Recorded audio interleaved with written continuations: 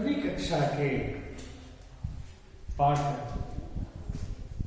भीम और राक्षस, इस पाठ के बारे में हम लोग जानकारी प्राप्त करेंगे।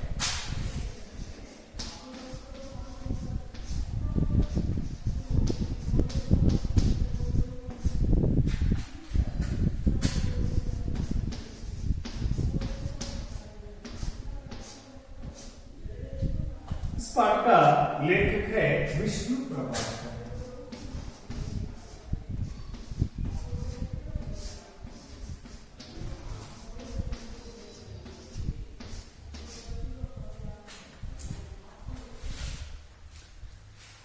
हम पहले लेखक का परिचय देखेंगे।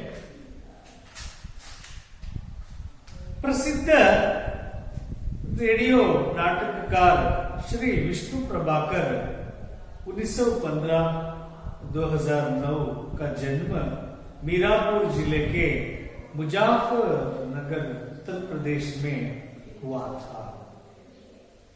आपके प्रसिद्ध एकांकी संग्रह है प्रकाश और परछाइयां, ऊंचा पर्वत, गहरा सागर, माँ का बेटा, इंसान और अन्य एकांकी, अशोक तथा अन्य एकांकी, माँ बाप आदि।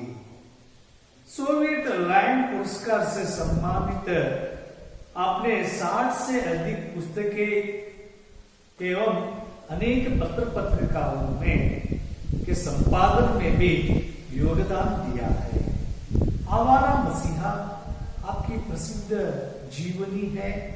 आपके उपन्यास है अर्धनारीश्वर, केंद्र साहित्य अकादमी द्वारा पुरस्कृत तट के बंधन, ऋषिका, स्वप्नमयी व दादा की कचहरी कहानी संग्रह है। धरती अब भी घूम रही है, मेरी प्रिय कहानियां, संघर्ष के बाद, आदि और अंत। प्रसिद्ध रेडियो नाटककार विष्णु प्रभाकर प्रसिद्ध रेडियो नाटककार के रूप में हिंदी साहित्य में प्रसिद्ध है। ये रेडियो नाटककार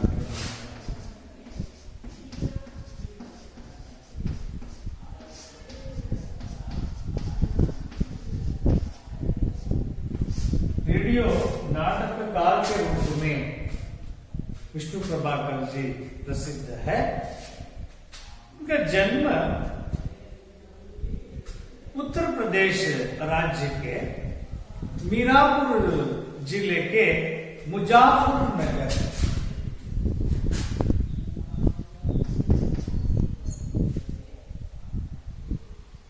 उत्तर प्रदेश राज्य के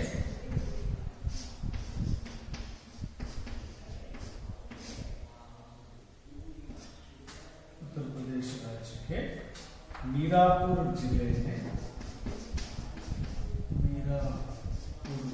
के मुजफ्फरनगर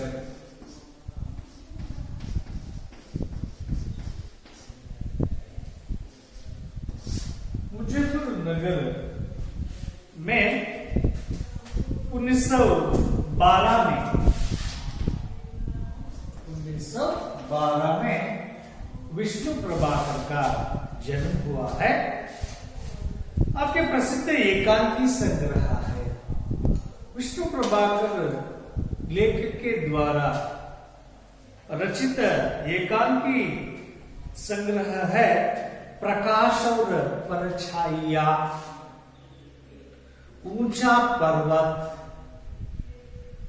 गहरा सागर, माँ का बेटा, इंसान और अन्य एकांकी, अशोक तथा अन्य एकांकी, माँ बाप आदि। ये सभी इनके द्वारा रचित एकांकी संग्रह है। सोवियत लैंड पुरस्कार से सम्मानित आपने 60 से अधिक पुस्तकों के एवं अपने अनेक पत्र पत्रिकाओं के संपादन में भी योगदान दिया है। इन्हें सोवियत लैंड से विष्णु प्रभाकर जी सम्मानित है।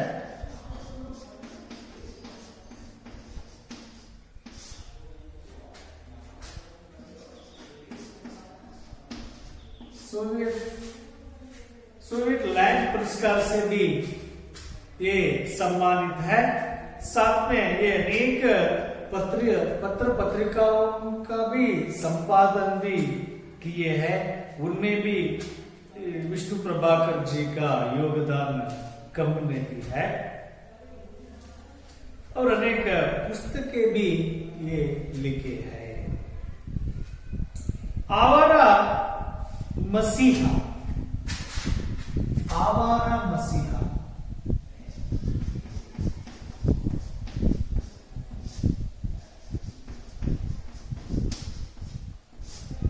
आवारा मसीहा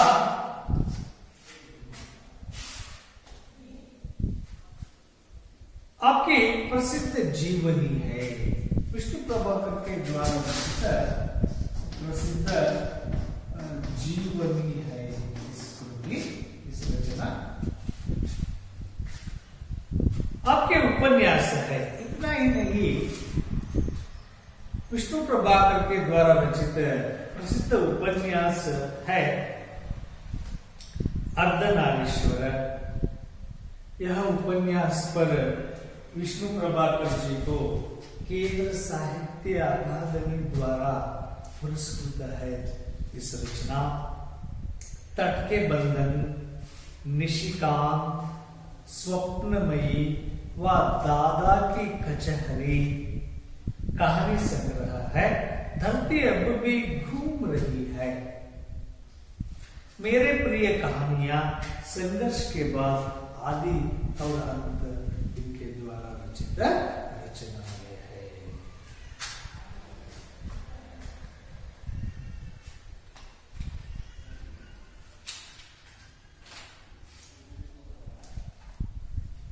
पाठ का वाचन करेंगे। पाठ 8 भीम और राक्षस। विष्णु प्रभाकर पात्र परिचय। ब्राह्मण, घर का मालिक, ब्राह्मणी, ब्राह्मण की पत्नी, कुंती, भीम की माता, भीम कुंती का पुत्र, बकासुर राक्षस। पहला दृश्य, मंच पर एक मकान के आंगन का दृश्य। गरीब ब्राह्मण का घर है। सभी रो रहे हैं। चारों ओर उदासी है। पर्दा उठने पर लोग रोते रोते बात कर रहे हैं। ब्राह्मणी रोकर, मैं कहती हूं तुम मुझे जाने दो। बच्चे तो अब बड़े हो गए हैं, उन्हें संभालने में कोई कठिनाई नहीं होगी।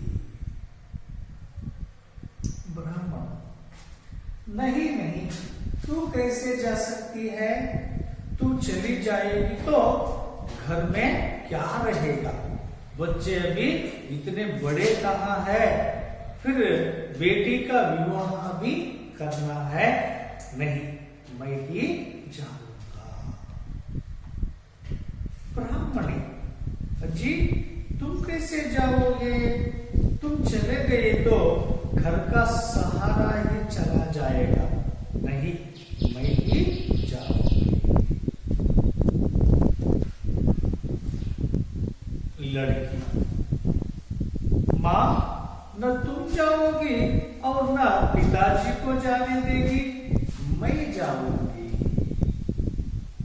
ब्राह्मण, मेरे रहते मेरे बच्चे मरने को जाए। भगवान, मैंने ऐसा क्या पाप किया है?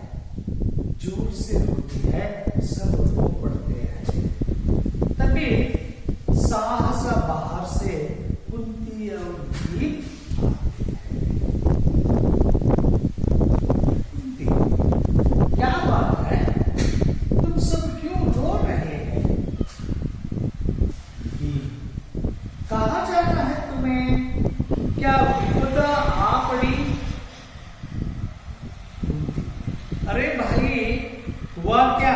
कुछ बताओ, कोई नहीं बोलता, उसी तरह रोते रोते हैं, रोते रहते हैं। हाँ हाँ, रोना बंद करके बात बताओ। बात क्या है? मेरा भाग्य फूट गया, इससे कहता रहा, चल इस एक चक्र नगरी को छोड़कर कहीं और चले, पर यह तो यही की मिट्टी में ऐसा रम गई कि जाने का नाम नहीं लेती, मेरा तो बुलाव आ गया। कहां से बुलाव आ गया? कुछ बताओ तो, तुम्हें क्या दुख है? हम कुछ न कुछ जरूर करेंगे। हाय बहन, तुम हमारे अतिथि हो। अतिथि को अपने दुख से दुखी नहीं करना चाहिए। कुंती, अच्छा तुम ना बताओ, मैं अपनी बेटी से पूछती हूँ। बेटी से? हाँ बेटी, बताओ तो क्या बात है? जी बात क्यों नहीं, बता क्यों नहीं देते? ये परदेशी है, उस राक्षस की कहानी का इन्हें क्या पता? ब्राह्मण, हाँ हम लोग उसे बक कहते हैं, वैसे उसका पूरा नाम बकासुर है। भीम, ओहो बकासुर, फिर वह क्या करता है? करता क्या? इस नगरी की रक्षा करता है। कुंती, राक्षस रक्षा करता है? रक्षा करता है तो तुम रोते क्यों हो? क्या वह अब जा रहा है या तुमसे कुछ अपराध हो गया है? ब्राह्मण, ना बहन, कुछ अपराध नहीं हुआ। भीम, तुम पहेलियां बुझा रहे हो। ऐसा कौन राक्षस है जो नगरी की रक्षा करता है? क्या यह कोई राजा नहीं? यह राजा कोई नहीं है? बेटा, मैं तुम्हें सब कहानी बताता हूं। इस नगरी का राजा बड़ा दुर्बल है, बस गद्दी पर बैठना जानता है, उसको दबाकर बक असली राजा बना बैठा है। वही अब हमारी रक्षा करता है। फिर वह आपसे कुछ बदले में मांगता होगा?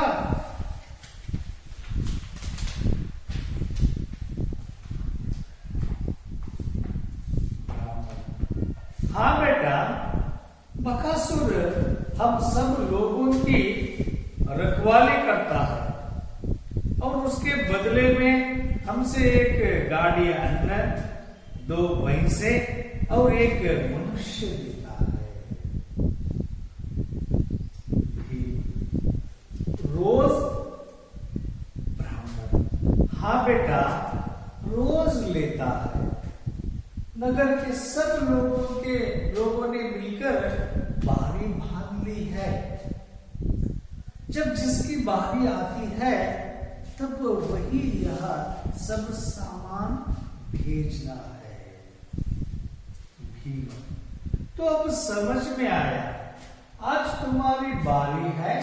अरे तो पहले ही क्यों न बता दिया था? सब लोग अपनी बारी भुगताते हैं, न भुगते तो वह राक्षस सारे नगर को उजाड़ दे, हजारों मनुष्यों को एक साथ खा जाए। और जो कोई अपनी जगह दूसरे दूसरा आदमी भेज दे? ब्राह्मण हाँ भेज सकता है, उसे तो आदमी चाहिए। बहुत से लोग ऐसा ही करते हैं। कुंती तो क्या यह आदमी कितने बिकते भी है? ब्राह्मण हाँ महाराज बिकते हैं, मेरे पास धन नहीं है, होता तो एक आदमी खरीद कर भेज देता। भीम बड़ी अजीब नगरी है यहाँ आदमी बिकते हैं। मालूम होता है यहाँ के आदमियों में आपस में प्रेम और एकता नहीं है। लेकिन ऐसे तुम कब तक उस राक्षस का पेट भरते रहेंगे? ब्राह्मण यहाँ तो कोई सोचता ही नहीं, जब जिसकी बारी आती है तभी उसे ध्यान आता है, बस रो पीट कर कुछ दिनों में वह भी सब्र कर लेता है। कब से ऐसा होता आ रहा है? पिछले 40 वर्षों से। भीम हंसकर बड़े बहादुर हो तुम लोग। अरे 40 वर्ष में कोई एक भी आदमी ऐसा नहीं पैदा हुआ जो उस राक्षस को पाठ पढ़ा सकता हो। अगर तुम हिम्मत करो तो उसे मार सकते हो। कुंती सुनो भाई, तुम चिंता मत करो, उठो खाओ पियो, जाओ बहन तुम रसोई में जाओ, और बेटी तुम अपना काम देखो, कल तुम में ऐसे कोई नहीं जाएगा। क्या क्या कहा तुमने बहन? हम में से कोई नहीं जाएगा? कुंती हाँ तुम में से कोई नहीं जाएगा। ब्राह्मण तो कौन जाएगा? कुंती मेरा यह बेटा, मेरे तो 5 बेटे हैं ना। ब्राह्मण तत्काल नहीं यह नहीं हो सकता, हमारी बारी हो और तुम्हारे बेटा जाए। कुंती अब तुम चुप रहो, क्यों बेटा तुम तैयार हो ना? भीम तैयार मां, जब से बकासुर का नाम सुना है मेरी भुजाएं फड़क रही है, मेरे नेत्र उसे देखने को उतावले हो रहे हैं। वह मां जहां हम रहे वह बकासुर किसी को सता सकेगा? कुंती तुझसे यही आशा थी बेटा। ब्राह्मणी से सुना बहन, अब तुम रोना छोड़कर खुशी खुशी काम में लग जाओ। ब्राह्मणी नहीं बहन, यह कैसे हो सकता है, यह तो पाप है, तुम हमें। कुंती ओहो मेरे बेटे की बात सुनी, वह बड़ा वीर है, क्या पता राक्षस को मार डाले। ब्राह्मण राक्षस को मार डाले, बात तो तुम्हारी बहन प्रिय लगती है। ब्राह्मणी तुम्हारा दिल बहुत बड़ा है बहन, भगवान तुम्हारे बेटे की रक्षा करेगा। लड़की बुआ तुम कितनी अच्छी हो। कुंती हंसती हुई पगली, जा रसोई में मां की मदद कर, और भीम तू जा कल की तैयारी कर। भीम चलो मां। वे तीनों एक ओर अंदर तथा भीम और कुंती दूसरी ओर बाहर जाते हैं। पर्दा गिरता है।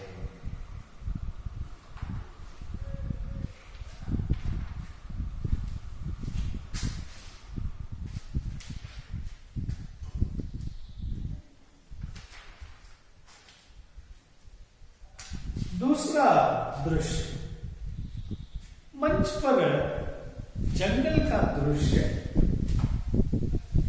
बकासुर का मकान दिखाई देता है, किले जैसा। पर्दा उठने पर भीम मस्ती में इधर उधर घूमते दिखाई दे। भीम चिल्ला रहा है और बीच बीच में अन्न के मुट्ठे भर भर फांकता रहा है। भीम हो हाय हो, हंसना, हाय हो हाय हो हाय हो। 2 क्षण बाद बकासुर मकान से झाड़ता है।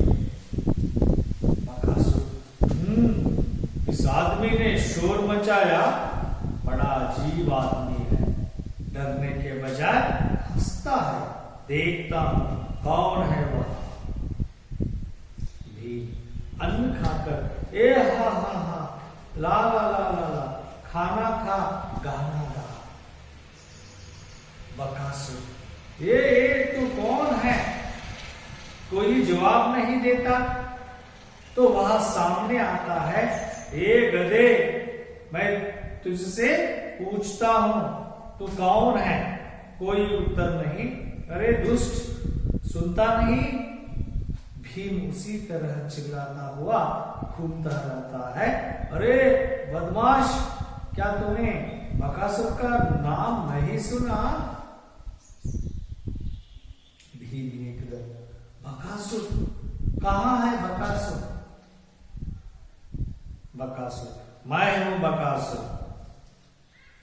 अब बता तू मेरा भोजन क्यों खा रहा है? भीम, तो तू है बकासुर, बड़ा झूठा है बे तू, मुझे बहकाता है। अबे तू तो भैंस जैसा है। बकासुर, जबान संभाल कर बोल, तू बकासुर से बात कर रहा है। मेरी भैंसें कहाँ है? एक तो तू है ही, एक मुझे समझ ले अट्टहास से। बकासुर, वो दुष्ट, तू ऐसे नहीं मानेगा। मैं अभी तुझे पानी पिलाता हूं। साबुत न चबा गया तो बकासुर न कहना। आ तो भीम, आने को क्या है? ले आ, कुश्ती लड़ेगा। आ लड़। दोनों कुश्ती लड़ते हैं। शोर मत कर, अब बोल, दबाओ गला। बकासुर चीखता है। चीखता क्यों है बे? 40 साल से एक आदमी, 2 भैंस, 1 गाड़ी अन्न रोज खा रहा है। कहाँ है सब? निकल। मारता है। अबे सुनता है? बक चीखता है। भीम अट्टहास करता है। अबे चीखता क्यों है? चुप रहा, मैं कहता हूं चुप रहा। अबे सुनता नहीं? बक चीखता है, बड़ा जोर लगाता है और उसकी आंखें फट जाती है। तो ले, जोर से धरती पर पटकता है। अभी तेरे 2 टुकड़े किए देता हूं। चीर देता है। एक भयंकर चीख के साथ राक्षस मर जाता है। भीम अट्टहास करता है। हाँ, मर गया, चींटी की तरह मर गया वह बेटा। उसी समय बड़े जोर से शोर उठता है।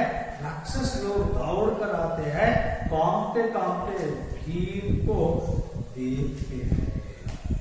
भीम को तुम बकासुर के सिपाही हो, खबरदार, जो अब शरारत की रहना हो तो रहो, पर गांव वालों को तंग न करना। समझे? जाओ, भागो, ले जाओ इस लाश को। किसी की बोल नहीं हिलती, सभी भयातुर खड़े रहते हैं। अबे सुनते नहीं? लाश को उठाकर नगरी के दरवाजे पर रख दो, जिसे सब गांव वाले देख ले। एक राक्षस हकलाते हुए, जी जी अच्छा भीम। और आदमियों को मत खाना, और सुनो, आदमियों को आप मत खाना। सभी राक्षस, जी जी नहीं भीम, चलो ले चलो उठाकर। वे डरते डरते लाश उठाकर जाते हैं। भीम अन्न के फांके मारता हुआ अनेक पीछे पीछे उनके जाते हैं। पर्दा गिरता है।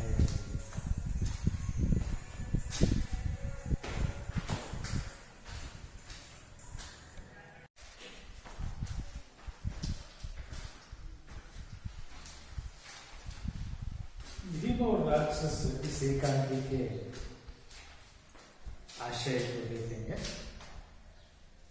यह एक पौराणिक एकांकी है। यह जो एकांकी एक पौराणिक कथा के आधार पर रची हुई है। भीम के द्वारा बकासुर का वध इस एकांकी का कथा सार है। इस एकांकी का कथा सार भीम के द्वारा बक का जो उनके द्वारा जो हत्या होती है, वही इस कथा का सार है। दानवता पर मानवता की जीत हमें यह संदेश देता है। इस एकांकी दानवता पर मानवता का विजय किस प्रकार होता है, होगा कर हमें जानकारी मिलती है। और अच्छाई के सामने बुराई की हार,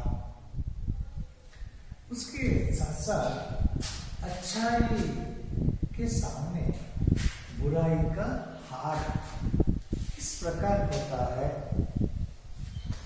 उसके बारे में भी हमें जानकारी मिलती है। इस जो जानकारी ही इस एकांकी का आशय है।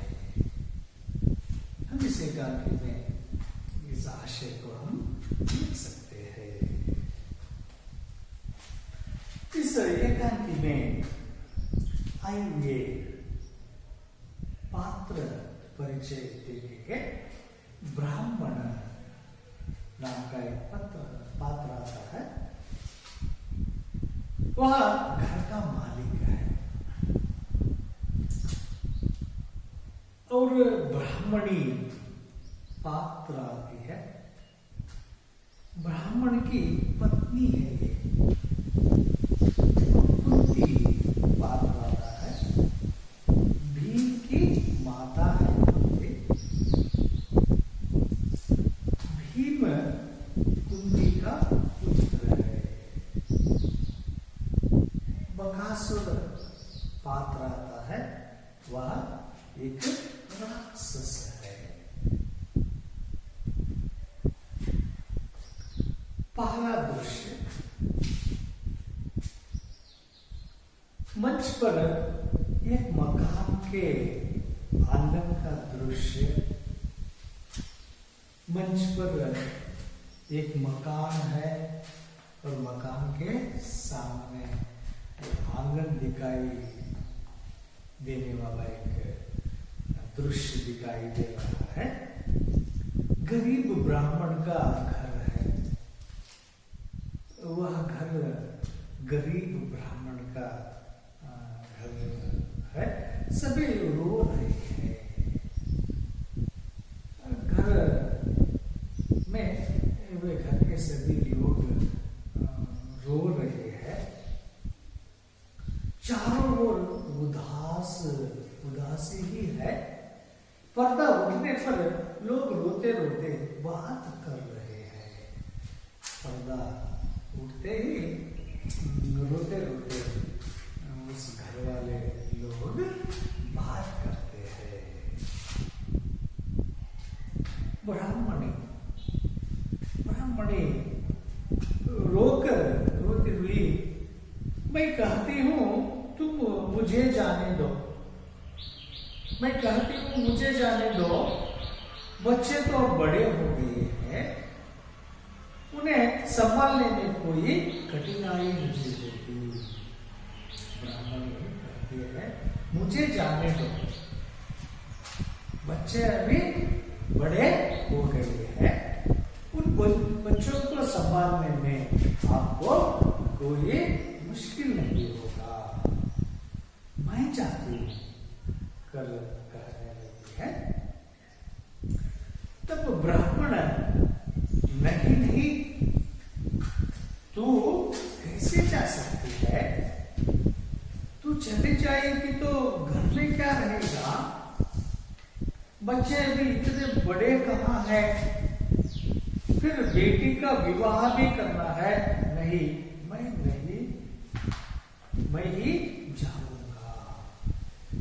अरे क्या कर रही है, नहीं तुम नहीं जा सकती। अब बच्चे इतने बड़े कब हो गए, इतने बड़े भी नहीं हुए हैं, आप जाएंगी तो घर का हाल क्या होगा, हम तो आगे अपने बेटी की शादी करनी है, विवाह भी करना है, नहीं तू मत जाना, मैं ही जाऊंगा कर पत्नी से ब्राह्मण कहता है। तब ब्राह्मणी, अजी तुम कैसे जाओगे, तुम चले गए तो घर का सहारा ही चला जाएगा, नहीं मैं ही जाऊंगी। जी अरे तुम क्यों जा सकते हो, आप कहे तो घर का सहारा ही चला जाएगा, आप नहीं जाना है, मैं ही जाऊंगा, मैं जाऊंगी, तुम नहीं जाना है।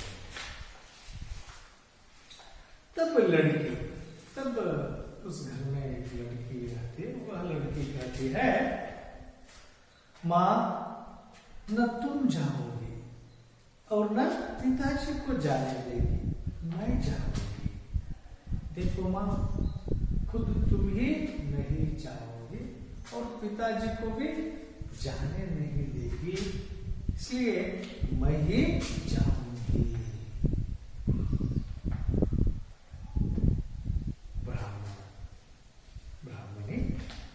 मेरे रहते मेरे बच्चे मरने को चाहे क्या, मेरे रहते हुए मेरे बच्चे मरने जाना है क्या, भगवान मैंने ऐसा क्या पाप किया है। जोर से रोती है, सब रो पड़ते हैं, तभी सांस बाहर से कुंती और भीम आते हैं। हे भगवान, मैं रहती हुई आप मेरे बच्चों को मैं भेजू नहीं, हमारे बच्चों को नहीं भेजेंगे। इस तरह ये सब लोग घर में जोर से रो पड़ते हैं। उसी वक्त बाहर से कुंती और भीम का प्रवेश होता है। वे आते हैं, कुंती कहती है, कुंती क्या बात है, तुम सब क्यों रो रहे हो, क्या बात है, घर में सभी आप इस कारण आप रो रहे हो। क्या हुआ है आपको? कोई तकलीफ हुई है क्या? भीम, कहाँ जाना है तुम्हें? क्या विपद आ पड़ी है? कहाँ जाना है आपको? ऐसा कौन सा विपदा आ गई है आपको? किस लिए आप रो रहे हो? कुंती, अरे भाई क्या हुआ? कुछ बताओ। कोई नहीं बोलता, उसी तरह रोते रहते हैं।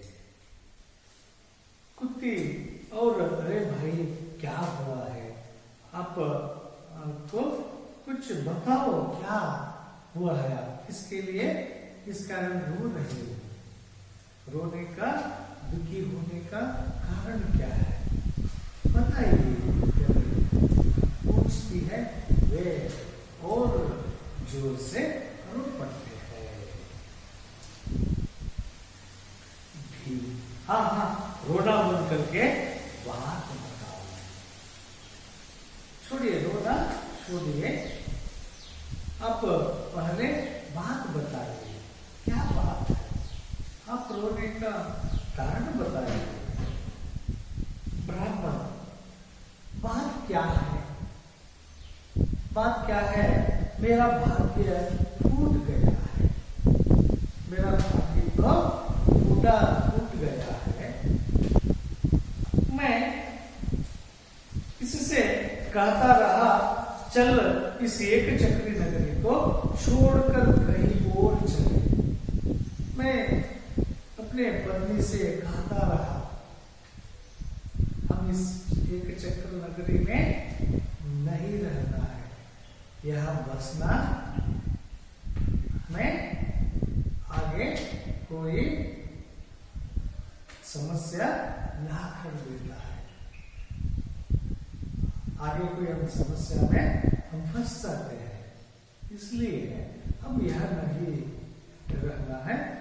यह नगर को छोड़कर दूसरी ओर जाएंगे करने कितने बार कहा हूं, पर यह तो यही की मिट्टी में ऐसा रंग गई है कि जाने का नाम नहीं लेती। मेरा तो गुलाम आ गया है, ये तो यह से नहीं जाना चाहती है, इसलिए इसी कारण मुझे आपको विपद आ गया है, मैं ही जाना है।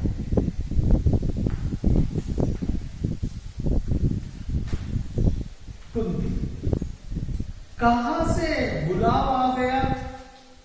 कुछ बताओ तो, तुम्हें क्या दुख है? हम कुछ ना कुछ जरूर करेंगे। अरे भाई, आपको कहां से बुलाव आया है? बताओ, तुम्हें क्या दुख है? हम कुछ ना कुछ जरूर करेंगे। आपकी सहायता तो हम करेंगे ही। आप पहले हमें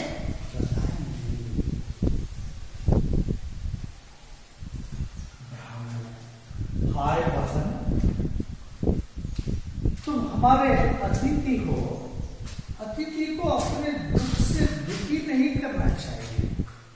नहीं भाई, आप हमारे घर के अतिथि हो। मैं अतिथियों को नहीं दुखी करूंगा। कुंती, अच्छा तुम न बताओ, मैं अपनी बेटी से पूछती हूँ। बेटी से, हाँ बेटी बताओ तो क्या बात है?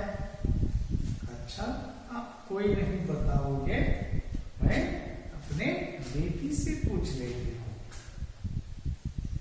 बेटी बताओ क्या बात है? अजी बात क्यों नहीं बता क्यों नहीं देते? ये परदेशी है, उस राक्षस की कहानी का इन्हें क्या पता? हाँ, हम लोग उसे बग कहते हैं। हाँ हाँ, हम उसे बग कहते हैं। वो पूरा नाम बकासुर है। हम सब बक कहते हैं, उसका पूरा नाम बकासुर है। भीम वो बकासुर, फिर वह क्या करता है? ब्राह्मण करता क्या? इस नगरी की रक्षा करता है। राक्षस रक्षा करता है, रक्षा करता है तो तुम रोते क्यों हो? क्या वह अब जा रहा है? राक्षस आपका रक्षा करता है, ठीक है, तो आप क्यों रो रहे हो? क्या तुमसे कुछ अपराध हो गया है? ब्राह्मण ना बहन, कुछ अपराध नहीं हुआ। भी तुम पहेलियां बुझा रहे हो। ऐसा कौन राक्षस है जो नगरी की रक्षा करता है? क्या यहां कोई राजा नहीं है? क्या आपका नगर को राक्षस रक्षा करता है? इस नगर को रक्षा करने वाला कोई राजा नहीं? बेटा, मैं तुम्हें सब कहानी बताता हूं। इस नगरी का राजा बड़ा दुर्बल है। बस गद्दी पर बैठा जाता है, उसको दबाकर वक्त असली राजा बन बैठा है, वही अब हमारी रक्षा करता है। हाँ, इस नगर का राजा तो है, लेकिन वह दुर्बल है, इसलिए उसे दबाकर यह राक्षस ही राज कर रहा है। भीम फिर वह आपसे कुछ बदले में मांगता होगा। हाँ हाँ हाँ, आपको समझ में आया। आपको वह राक्षस रक्षा करता है, इसके बदले में आपसे कुछ मांगता होगा ना? ब्राह्मण हाँ बेटा, बकासुर हम सब लोगों की रखवाली करता है। बकासुर हम लोगों का रखवाली करता है और उसके बदले में हमसे एक गाड़ी अन्न, इसके बदले में वे हमसे एक गाड़ी अन्न, 2 भैंस और 1 मनुष्य देता है। हाँ बेटा, वह राक्षस वे रक्षा करता है, इसके बदले में वे एक गाड़ी अन्न, 2 भैंस और 1 आदमी को देता है।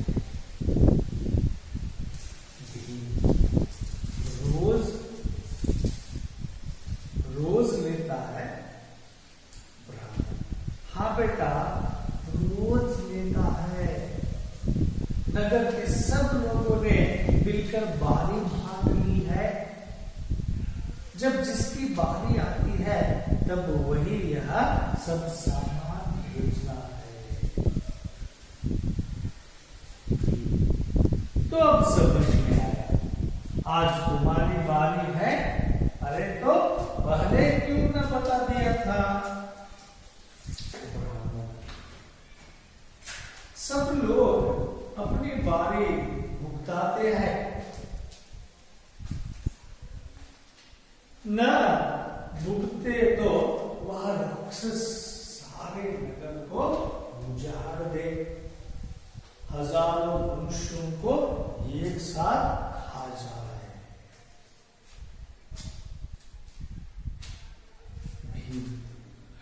और जो कोई अपनी जगह दूसरा आदमी भेज दे,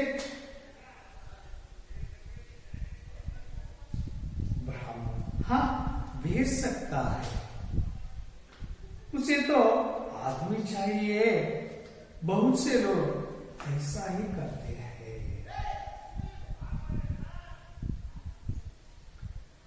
कुंती, तो क्या यह आदमी दिखते भी हैं?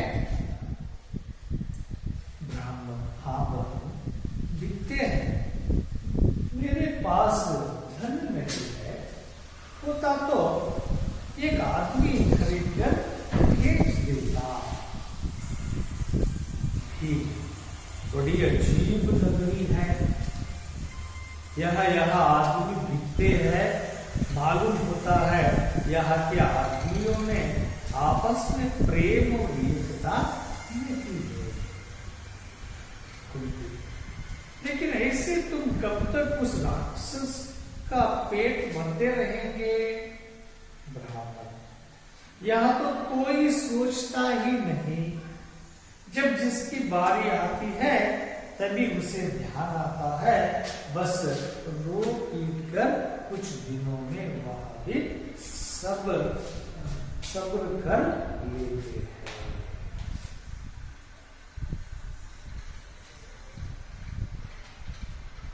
भी कब से ऐसा होता आ रहा है? पिछले 40 वर्षों से। पिछले 40 वर्षों से हम सबने उस राक्षस को रक्षा के बदले में हम एक गाड़ी, 2 भाइस और एक आदमी को हम उन्हें देते ही आए हैं। करते हैं हम अगली कक्षा में इस विज्ञान के बारे में और जानकारी प्राप्त करेंगे।